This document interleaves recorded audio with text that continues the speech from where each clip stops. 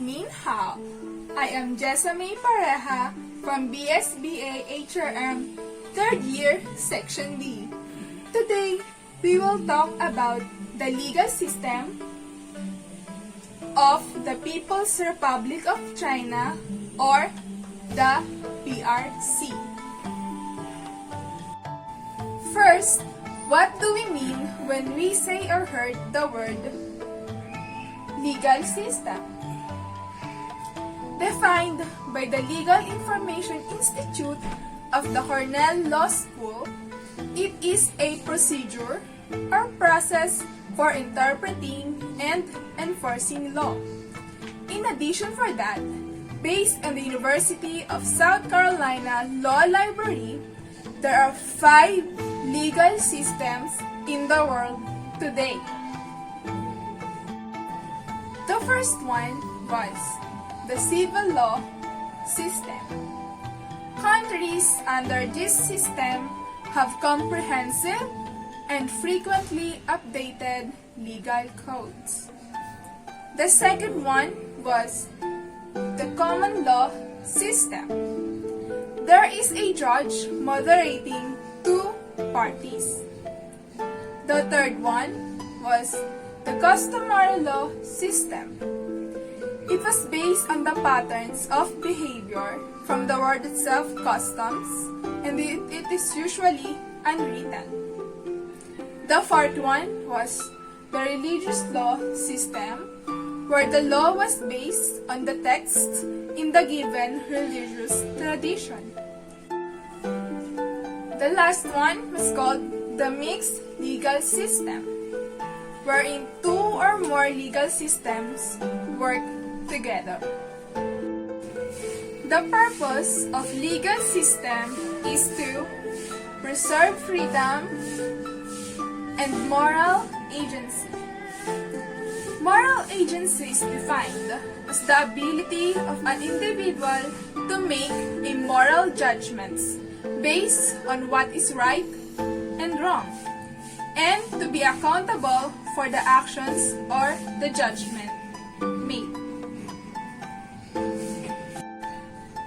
Based on the Law Library of Congress, the legal system of the People's Republic of China, or the PRC, was called the Socialist Legal System as defined by the government.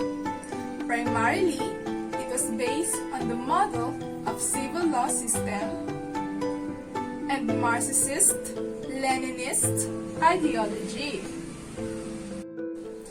If your country was under a pure socialist system, it means that whether in production, distribution, and food to healthcare, all of those decisions should be made by the government.